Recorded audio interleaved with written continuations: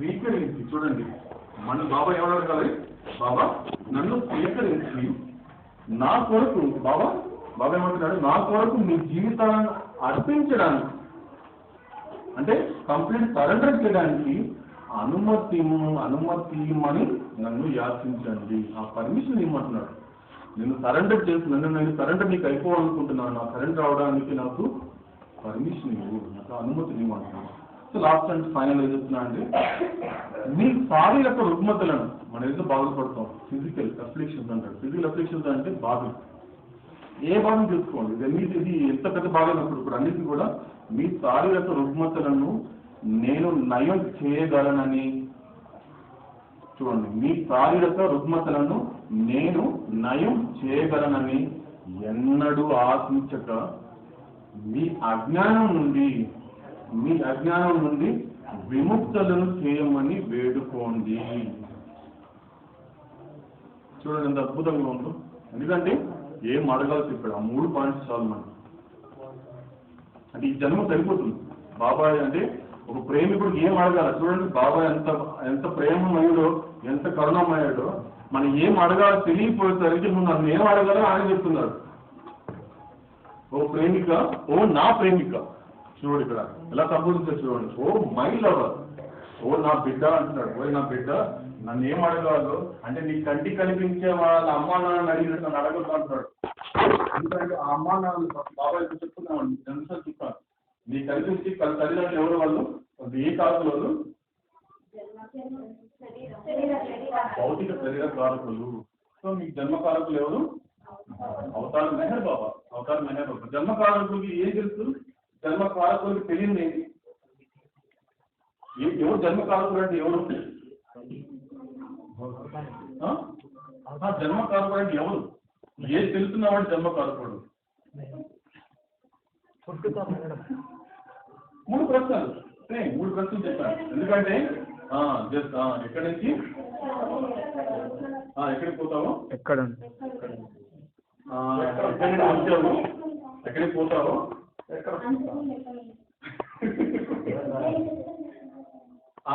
చచ్చింది అదే ఎక్కడికి పోతావు, చచ్చినది వద్దు, మామూలుగా ఎక్కడికి పోతావు అంటే ఎక్కడికి పోతావు, ఎక్కడి నుంచి వచ్చావు, ఇక్కడ ఎంతకాలం ఉంటావు.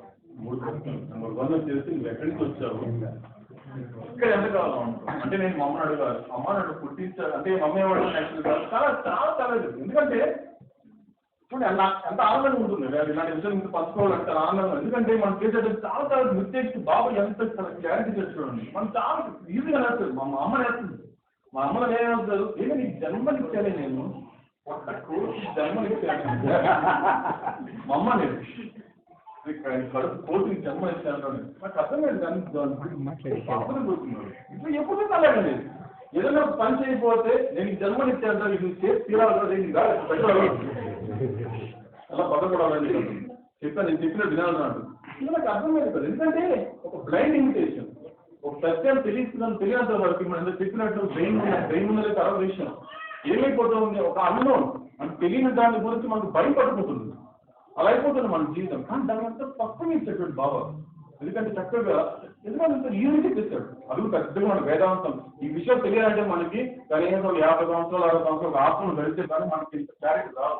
ఆ క్లారిటీ ఎందుకు ఇస్తున్నాడు మన గురించి, మనం ఏదో బాబా గురించి మాట్లాడుకుంటాం. ఆ క్లారిటీ మనకి చక్కగా మనకి ఇస్తున్నాడా లేదా, చక్కగా ఇస్తున్నాడు. ఎక్కడ అవతార పురుషుడు, the highest of the high, ఎవరు లేరు దాని నుంచి చెప్పేవాడు, ఎవరు లేరు. మీకు ఎప్పుడు దాకా 700 years నుంచి 1400 years వరకు, అంటే 2669 సంవత్సరం. ఈ సంవత్సరం ఏంటి 2011 మీరు లెక్కేసుకోండి. నేను లెక్కేసుకుంది ఏంటంటే 1969 + 7 వేసుకుంటే 2669 సంవత్సరాల వరకు బాబా ధీమాగా ప్రతి చోట ప్రతి అనుభవం సృష్టి బాబా నిండిపోయాడు.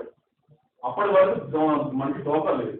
ఫస్ట్ జన్మకారకుడు ఎవరు, ఫస్ట్ ఎక్కడి నుంచి అయితే వచ్చావు అంటే మమ్మల్ని ఫస్ట్ ఏమైనా అమ్మ తల్లి నువ్వు నన్ను దేహం ఇచ్చావు కదా, బాగానే ఉంది.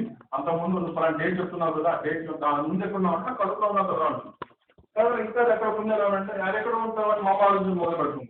సో అక్కడ ప్రస్తుతం సమాధానం లేదు. సెకండ్ ఏంటి, ఎంతకాలం ఇక్కడ ఉంటా అమ్మా అన్నట్టు. ఎంతకాలం అంటే కొన్ని పుట్టాయి కాబట్టి 20 సంవత్సరాలు దొరకాలి కదా, 30 సంవత్సరాలు 40 సంవత్సరాలు 50 సంవత్సరాలు తెలియదు. సో తర్వాత చచ్చిపోయిన తర్వాత ఎక్కడికి పోతాను, ఆ బాడీ గురించి పెట్టుకుని ఎక్కడ పోతాను, ఇవన్నీ తెలిసిన వాడి జన్మ కాకపోవడం. సో జన్మకారకుడు ఎవరు మనకి? అవతార్ మెహర్ బాబా. అమ్మ నాన్న ఎవరు? మనకు ఉండేటువంటి మనకి ఏదైనా అర్థంలో చూసుకుంటున్నాము, ఏదైతే మన దేహం ఏదైతే మనకు ఉన్నటువంటి దేహం ఏదైతే చూసి ముచ్చిపోతున్నామే, ఆ దేహాన్ని ఇచ్చిన వాళ్ళు ఎంతసేపు ముచ్చిపోతారో 2-3 గంటలు మాత్రమే. 2-3 గంటలు అంటే 5 నిమిషాలు 100 సంవత్సరాలు, 100 నిమిషాలు. బాబా ఇచ్చినారు 100 సెకండ్లు. కానీ బాబా ఏం చెప్పారు తెలుసా మీకు?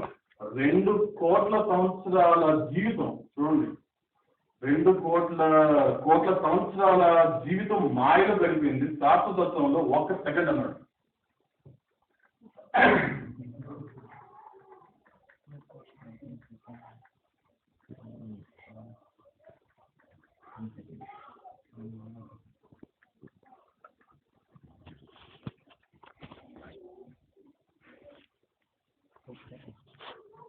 వంద కోట్ల సంవత్సరాల మాయలోని జీవితం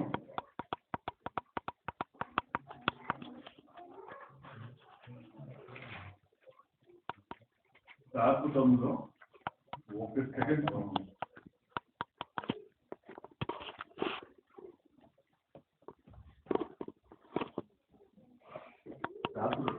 సత్యం. ఎందుకంటే బాబా చెప్పాడు మాట ఇది. స్వయంగా బాబా చెప్పాడు 100 కోట్ల సంవత్సరాలు. 100 కోట్లు అంటే 1 కోటి వేసుకుంటే ఎంత మనం లెక్క పెట్టుకోవాలంటే అయిపోతుంది. ఏ క్యాలరీ సరిపోతుంది, ప్రపంచం ఏ క్యాలరీ రాదు. 100 కోట్లు అంటే లెక్క వేసుకోండి, ఎన్ని నెలలు వస్తుంది అనుకోండి, వాటి జీవితం అయిపోతుంది. లెక్క వేస్తారు ఎన్ని రోజులు, ఎన్ని వారాలు, ఎన్ని రోజులు వస్తుంది. 100 కోట్లు అంటే ఇప్పుడు మేము అడిగానంటే ఎప్పుడు చెప్తారు? ఒక చిన్న హోంవర్క్ ఇచ్చారనుకో, 100 కోట్లు అంటే ఎన్ని సంవత్సరాలు, ఎన్ని నెలలు, ఎన్ని వారాలు, ఎన్ని రోజులు, ఎన్ని గంటలు అని అనుకో, మన జీవితం అయిపోతుంది.